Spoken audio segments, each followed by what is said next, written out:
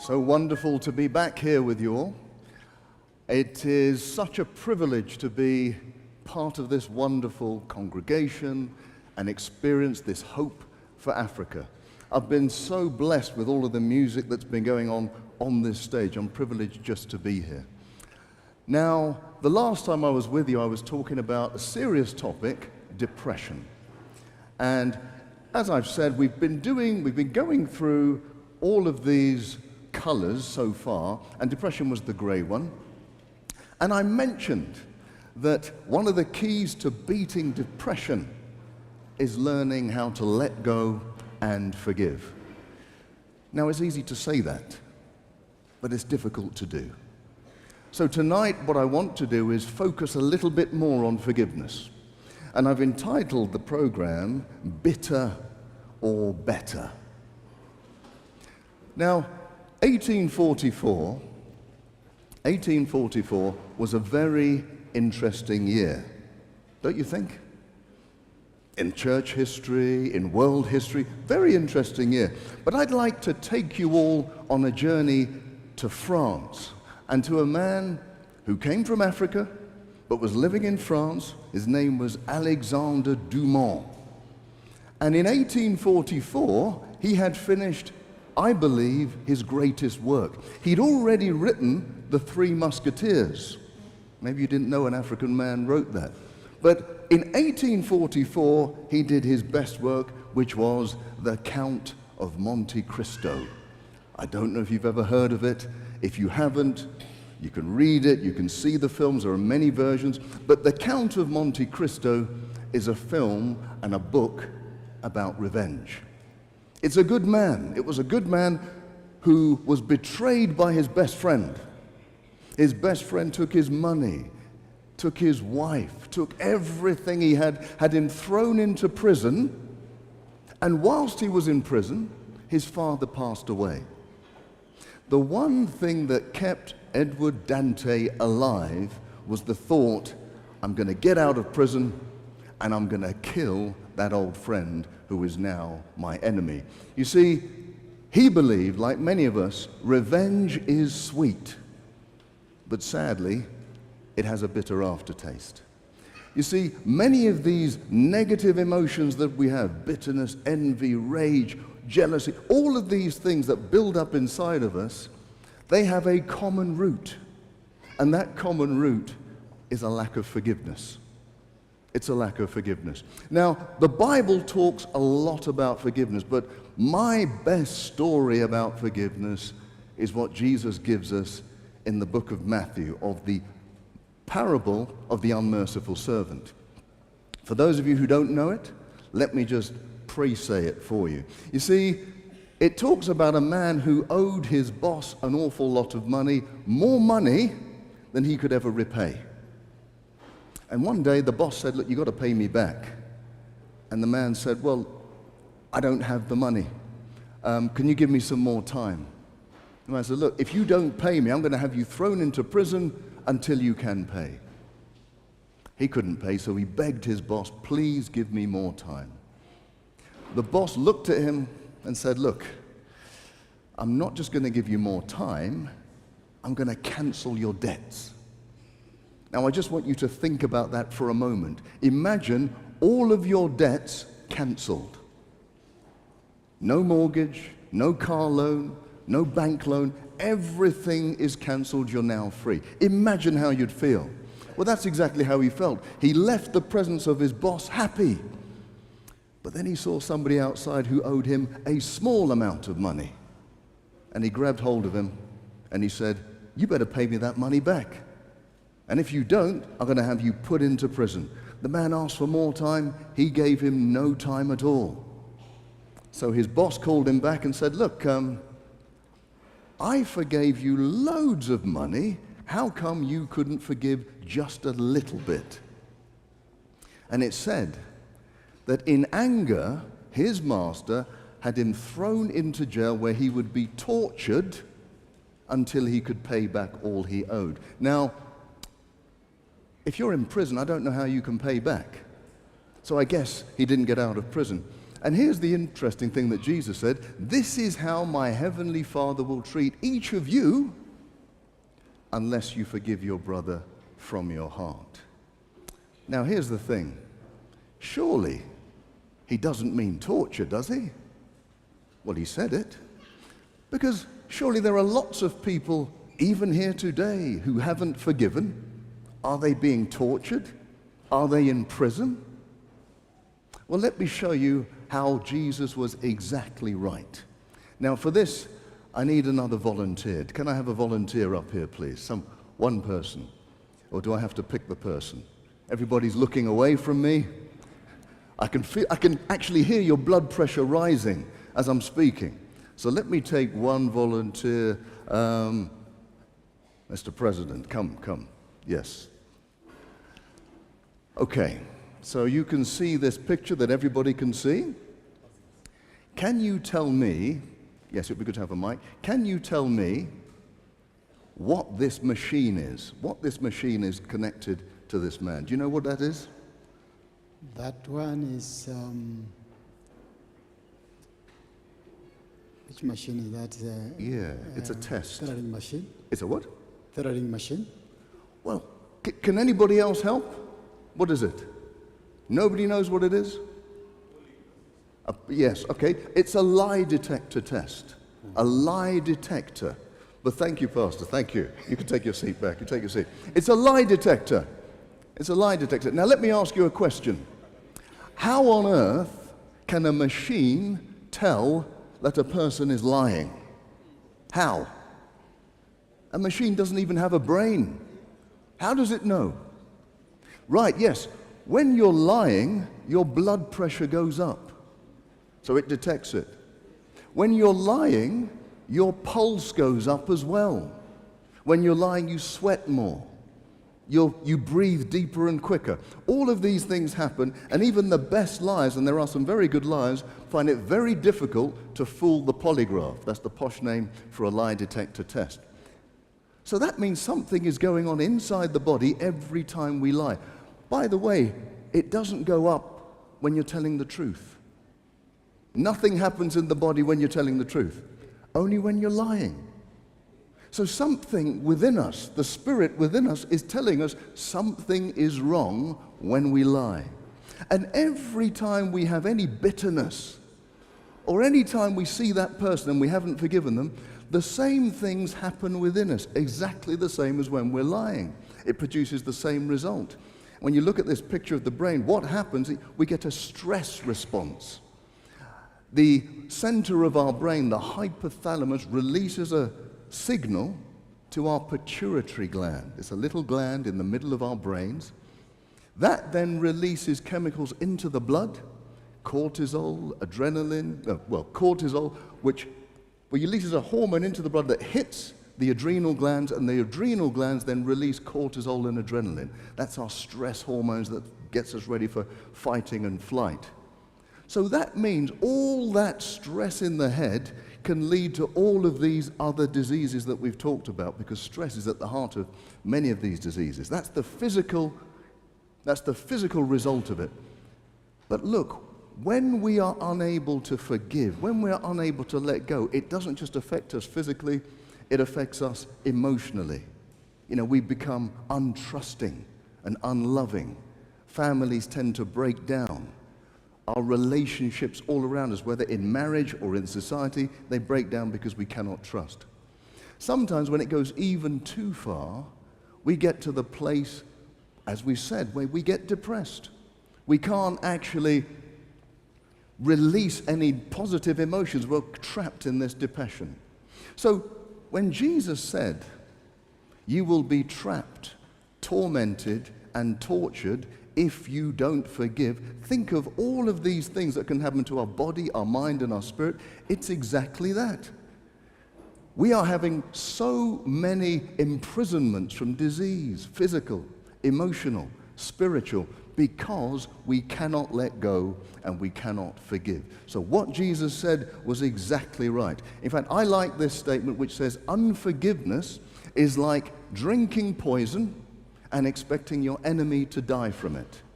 It doesn't hurt the enemy. It can only hurt us. And it hurts us in a dramatic way.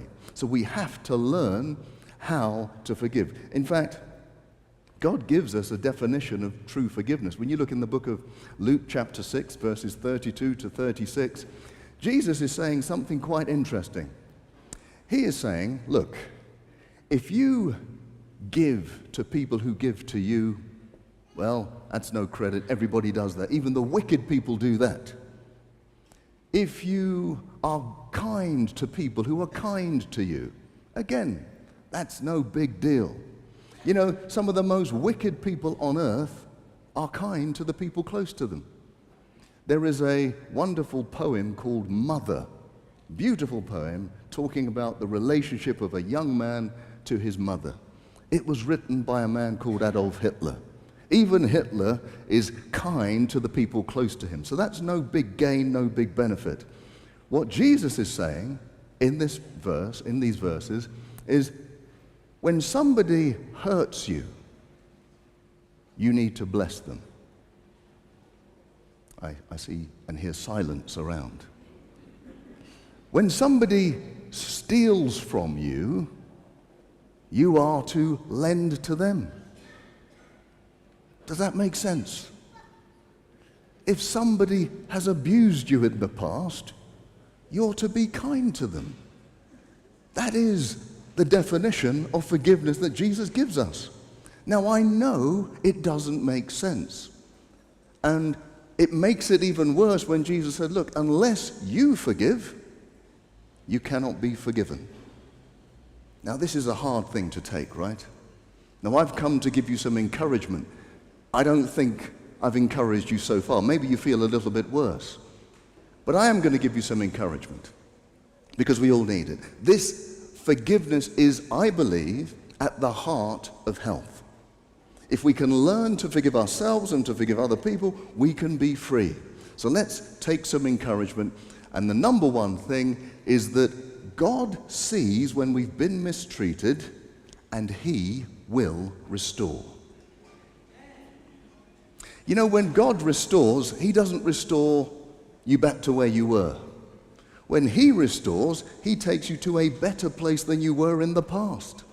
You look in the Old Testament, if somebody stole an ox from you, they couldn't just give you back an ox. They'd have to give you back 4 oxen, 7 oxen, sometimes 10 oxen. That's God's definition of restoration. So when we're being mistreated and we want to be bitter towards that person, we have to remember that God will restore. I love this text in the Bible from Joel 2:25. It says, I will restore the years that the locust has eaten. The years that the locust has eaten. Can you imagine this? Look, when the locusts come onto your crops and they devour your crops, they're not coming to pay you back. They're going on to the next field, the next farm, and they're going to eat their crops. But God is saying, even though they've consumed your crops, I will restore. And not just restore the crops. I'm going to restore the years that you've put into the crops.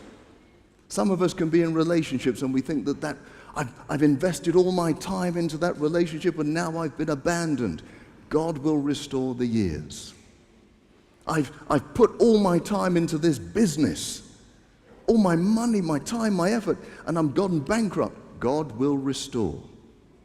We need to learn to remember that so that we can now forgive. We can now be released to forgive.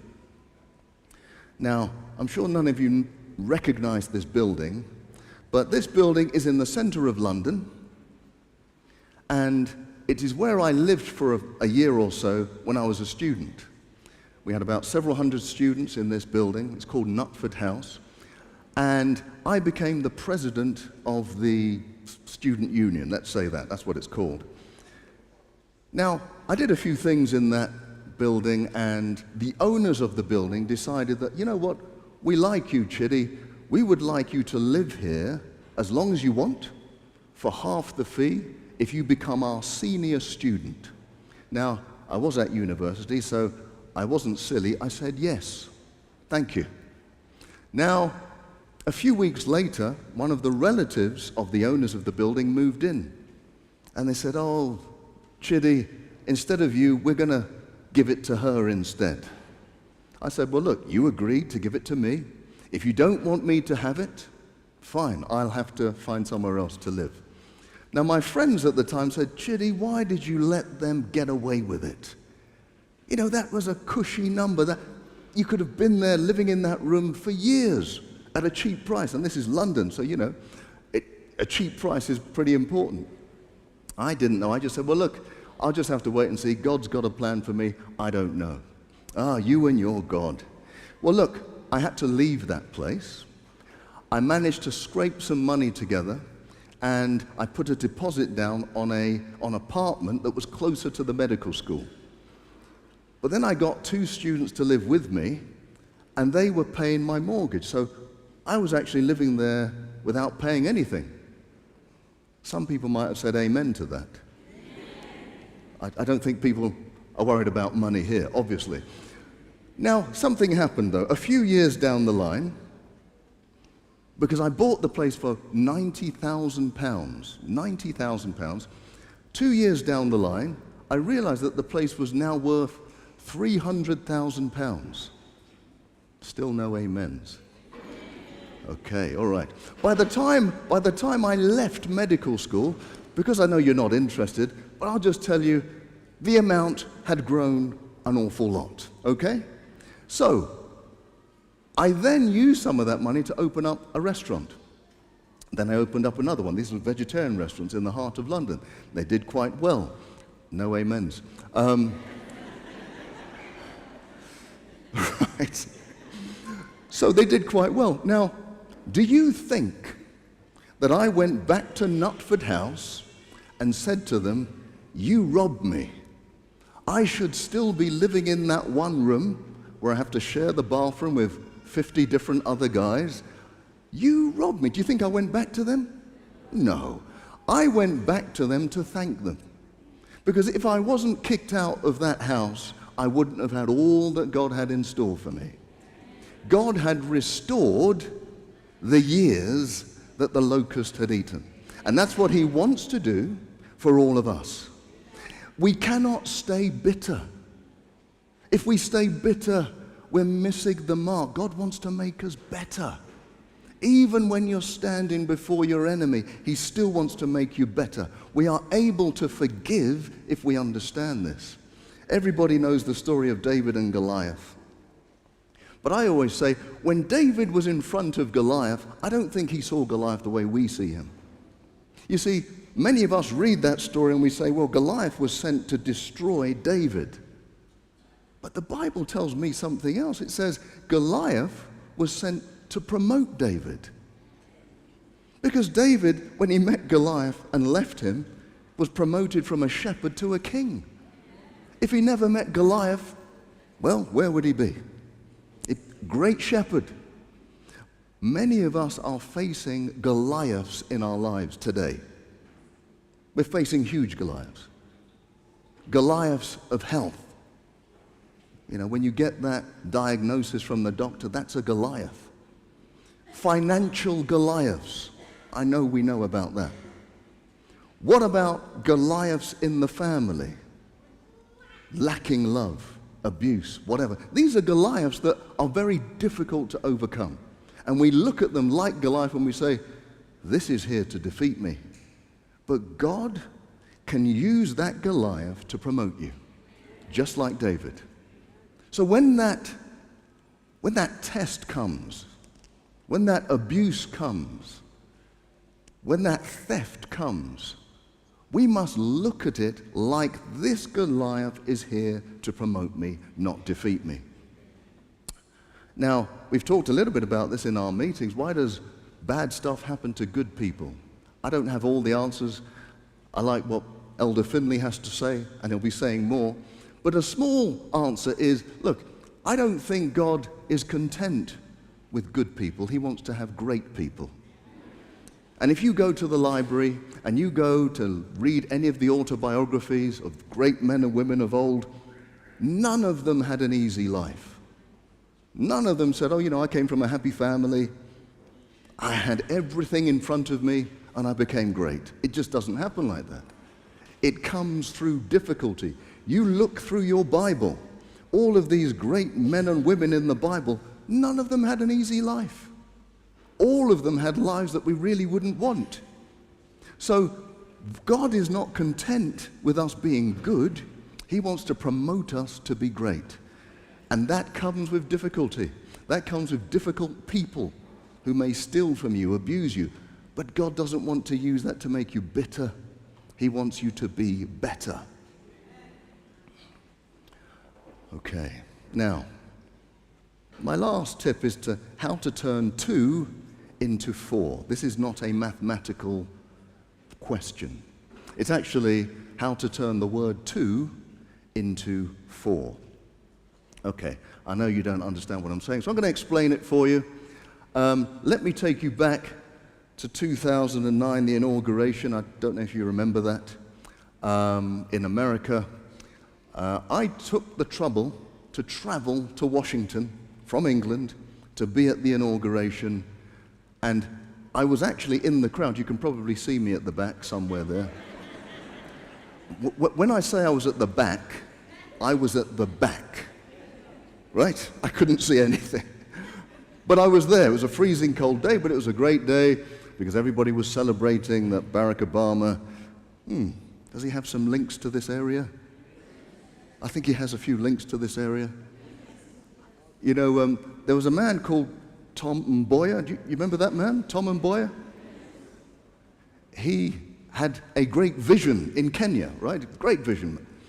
And he went to the United States and he said, well, look, we want to get some of our brightest students from Kenya to go to some of the best universities in America. This it was called the Airlift.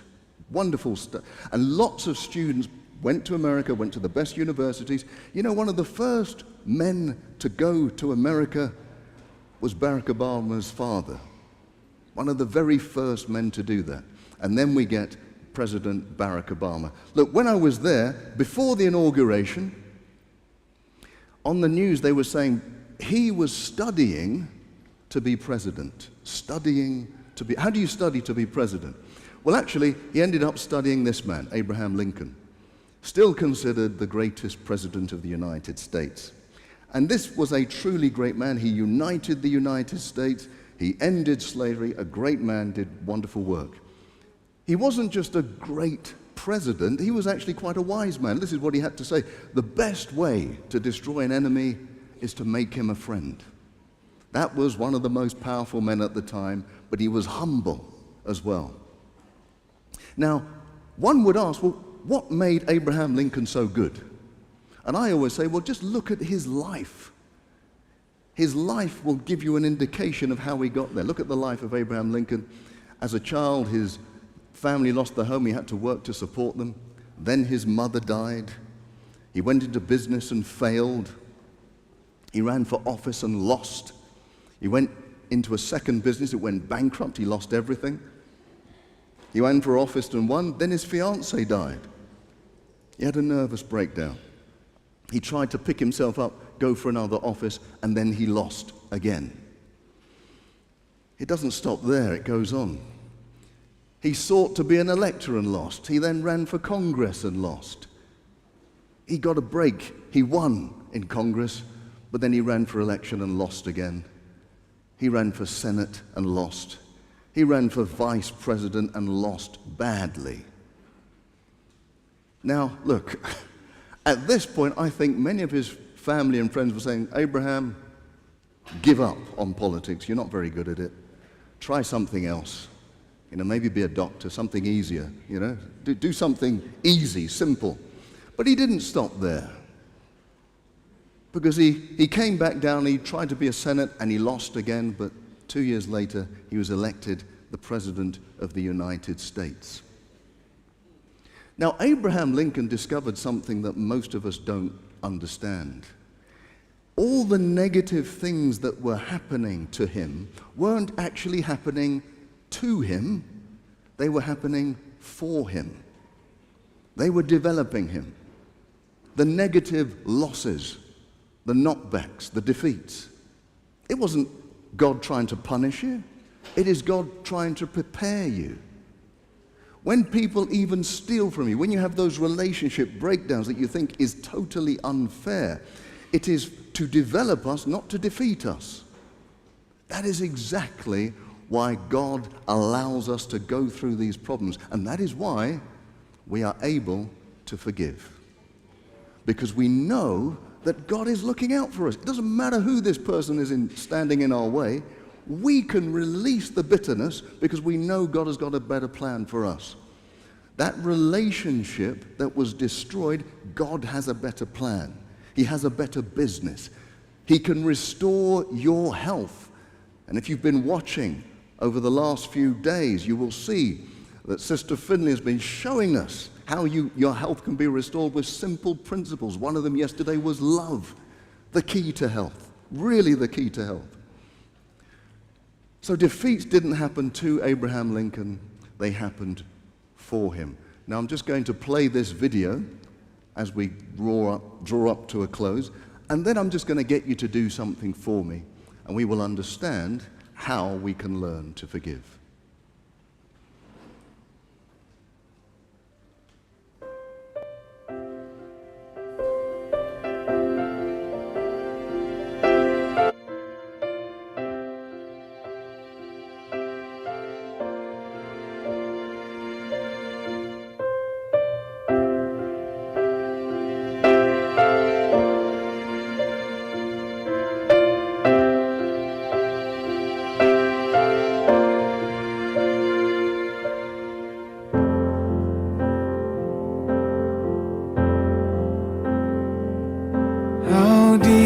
The Father's love for us, how vast beyond all measure, that He should give His only Son and make a wretch His treasure. How great the pain of searing loss, the Father turns His face away, as wounds which mar the chosen one bring many sons to glory.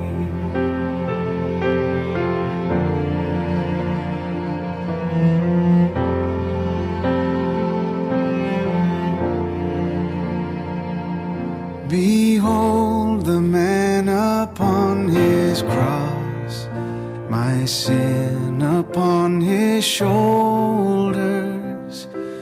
Ashamed I hear my mocking voice call out among the scoffers.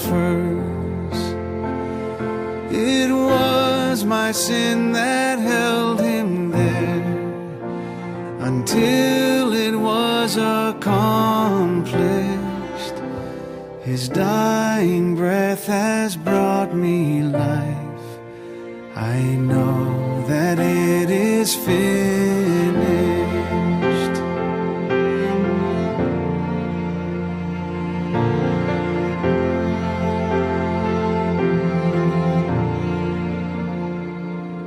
I will not boast in anything, no gifts, no power, no wisdom, but I will boast in Jesus Christ, His death and resurrection.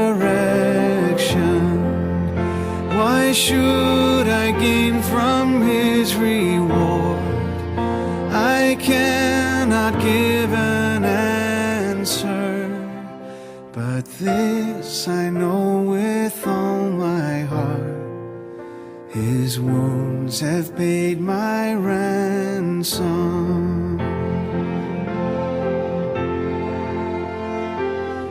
Why should I gain from His reward? I cannot give an answer, but this I know with all my heart: His wounds have paid my ransom.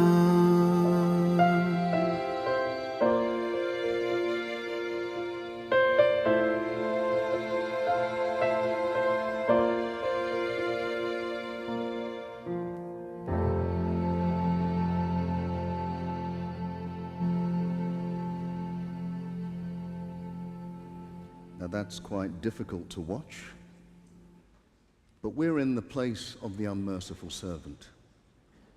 He's paid everything for us. He's forgiven us everything. Whatever our little thing is, we need to let it go for our health and for our future. Amen.